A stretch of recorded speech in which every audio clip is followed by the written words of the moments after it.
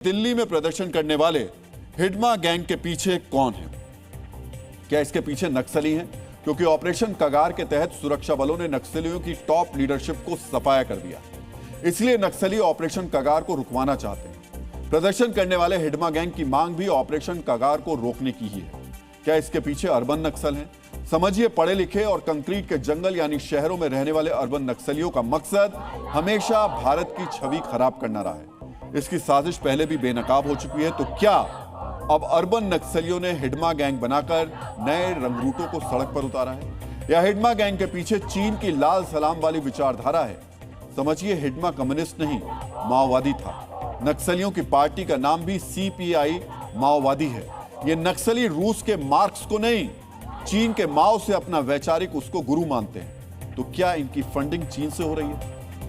ये ना मित्रों, इसलिए हम कह रहे हैं हिडमा गैंग का यह प्रदर्शन सिर्फ एक प्रदर्शन भर नहीं है, ये देश विरोधी बड़ी साजिश का सिर्फ एक छोटा हिस्सा है। हिडमा के चेलों की यह साजिश मूसा के चेलों जैसी ही खतरनाक है। मूसा के चेले देश भर में बारूदी धमाका कर अस्थिरता फैलाना चाहते थे, वैसे ही हिडमा के चेले दिल्ली में नक्सलियों के प्रदर्शन में नारेबाजी कर देश की छवि खराब करना चाहते थे। ये कथित मानवाधिकारियों को यह संदेश दे रहे थे कि भारत में फर्जी एनकाउंटर हो रहे हैं।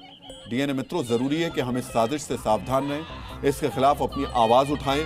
हिडमा गैंग सोशल मीडिया पर दुष्प्रचार करेगा, छात्रों पर अत्याचार की झूठी कहानी बनाएगा, बस्तर में संसाधनों की लूट के फर्जी नैरेटिव चलाएगा। अगर आपको हिडमा गैंग का कोई सदस्य फर्जी नैरेटिव चलाता दिखे तो तथ्यों की गन से उसका सामना जरूर करिएगा, उसको जवाब जरूर दीजिएगा। डीएनए मित्रों, हिडमा गैंग ने सिर्फ नक्सलियों के समर्थन का पाप ही नहीं किया, उन्होंने भगवान बिरसा मुंडा के अप का भी अपमान करने का पाप किया। आप मेरी बाईं तरफ प्रदर्शन के दौरान प्रमुखता से दिखाया गया एक पोस्टर देख रहे हैं। इस पोस्टर में हिडमा की तुलना भगवान बिरसा मुंडा से की गई। सोचिए, ये कैसे लोग हैं जो एक हिंसक नक्सली की तुलना भगवान बिरसा मुंडा से कर रहे हैं। समझिए, आदिवासियों का नाम तो ले रहे हैं, इन्हें आदिवासियों के जीवन, इतिहास और परंपराओं का 0% लेकिन इनको ज्ञान नहीं है। अगर कोई संवेदनशील व्यक्ति होता तो वो कतई भगवान बिरसा मुंडा की तुलना हिडमा जैसे हिंसक नक्सली से नहीं करता। ये तुलना हिडमा गैंग के बौद्धिक दिवालियापन का साक्षात सबूत है। डीएनए मित्रों, हिडमा गैंग की चर्चा अब दिल्ली के मंत्रालयों में भी हो रही है।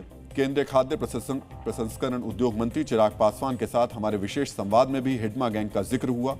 उस संवाद का एक हिस्सा हम आपको अभी दिखाना चाहते हैं, लेकिन इस पूरे संवाद को देखने के लिए आपको कल दोपहर 3 बजे का इंतजार करना होगा।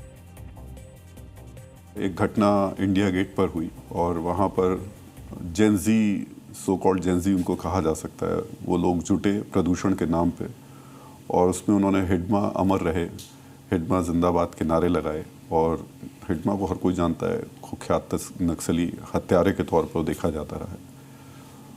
अब अगर इस तरीके के नौजवान राजधानी में पहुँच करके नक्सलियों के समर्थन में नारे लगाएं, ये आप देख कैसे रहे? एक तरफ वो लोग जो कि डॉक्टर्स थे वो टेररिज्म की तरफ जा रहे थे, ये लोग जो कि पढ़े लिखे NGO चलाते हैं वो लोग अब नक्सलवाद के समर्थन में इंडिया गेट पर प्रदर्शन कर रहे हैं। समझ के परे है कि किस आइडियोलॉजी का समर्थन कर रहे हैं, आप देश को कहाँ लेकर जाना चाह रहे हैं।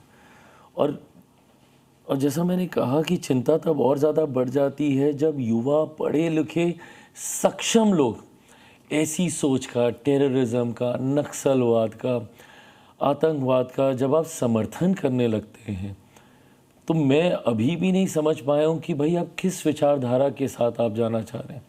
एक तरफ जहाँ हमारा देश विकास की राह पर आगे बढ़ रहा है, जहाँ इंटरनेशनल प्लेटफॉर्म पे ग्लोबली हमारे देश को रिकॉग्नाइज़ किया जा रहा है, जहाँ हम लोग विकसित देश बनने की दहलीज पर जा रहे हैं, 2047 तक भारत विकसित बने इस लक्ष्य के साथ हम आगे बढ़ रहे हैं, जहाँ पे आत्मनिर्भरता की हम लोग बात कर रहे हैं, जहाँ पे देश का इंफ्रास्ट्रक्चर उस लेवल पर हम लोग लेके जाना चाह रहे हैं जहाँ पे भारतीय दूसरे देशों में ना जाएं बल्कि दूसरे देश भारत में आए। ऐसे में पता नहीं ये क्या विचारधारा है जो देश के भीतर ही देश को खोखला करने की बात कर रही है। तो दिन और समय याद रखिएगा, कल दोपहर 3 बजे आप जी न्यूज़ पर चिराग पासवान के साथ हमारी संपूर्ण संवाद देख सकते हैं। इस संवाद में उन्होंने पहली बार अपने CM बनने की तारीख भी बताई।